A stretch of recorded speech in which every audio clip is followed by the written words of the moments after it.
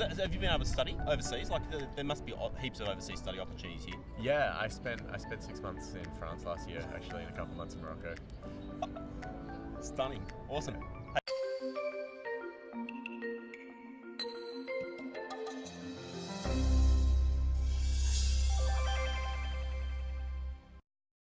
This is Alex and Will. Anyway, how are you guys? Yeah, Thanks. Good day for it. What do you guys study here? I study politics. Cool. I'm doing philosophy and literature. Nice. And what's it like studying here? What's it like being at the Uni of Melbourne? Yeah, it's definitely got its advantages. Like, it's not a bad place to be.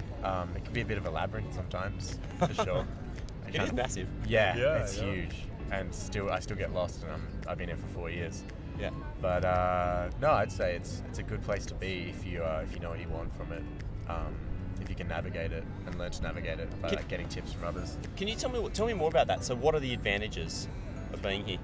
I mean, for me, it's kind of having access to like other people and other minds that are really passionate about what they do, that know a lot about what they do and have like experience and expertise. But at the same time, like, these minds can be hard to find. Like, this kind of people can be hard to find. Because the university can be so big and so alienating. Yeah. Do you find it's difficult? You have to be like super proactive, chasing people to get what you want? Not What do you really. say? No, I think if you, I'm not sure if you're talking about lecturers or tutors or whatever, but most people are really responsive. So, if you ask them for help, and also, peers, students and stuff, like, there are lots of study groups, lots of things that are going on to keep people on top of stuff. The uni also runs PASS sessions, which are like peer-assisted student study sessions, and they're really helpful as well. And they have them for not all subjects, but for a lot of them. Nice. So yeah, I think you can fire emails through, ask people stuff, and they reply pretty promptly. So Awesome. What's the atmosphere like here? I mean, this is freaking amazing. I'm kind of blown away just to come here and there's like thousands of people out on the grass and heaps of cool little like hangout spots and it's stuff. not always like this. I think the sun's out, so people. That's what does it. Yeah. And so, what's it like? So, other than this like incredible day, what's it like on a day when can be raining and whatever else? Yeah. People just kind of getting about doing their own thing.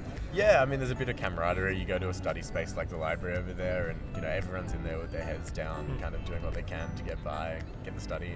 Yeah, it's really nice. There's always someone to run into. Always, like, the advantage of having everyone on this big campus together is amazing. And the location as well. I think, especially when it's raining and stuff, lots of people come in and study in the libraries. And so, as Will said, people with their heads down getting work done. It's good. Nice. Is there anything that kind of surprised you about here? Like something you heard before you started studying that turned out not to be true, or something that you just weren't expecting?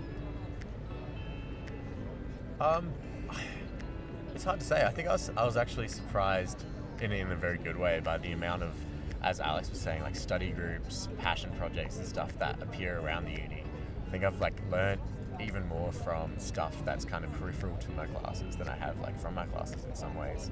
And I was like really, really taken aback and really happy to find that there are other people out there who are passionate about things, whether it's learning, whether it's like extending studies further, making podcasts, or like being involved in environmental projects.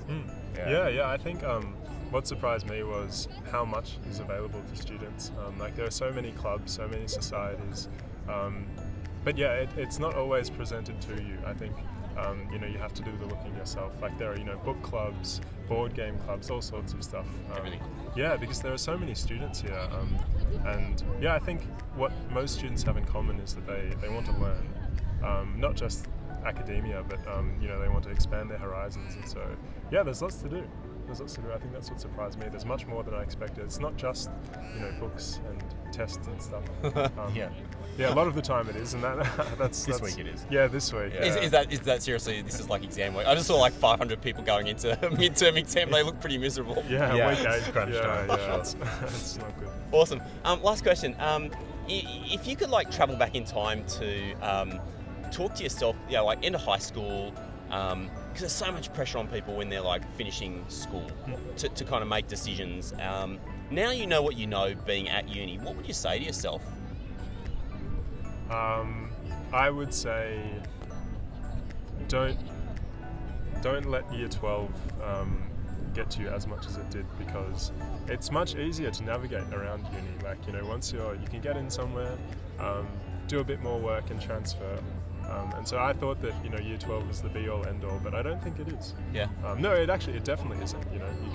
You can move around quite easily at uni. So Yeah.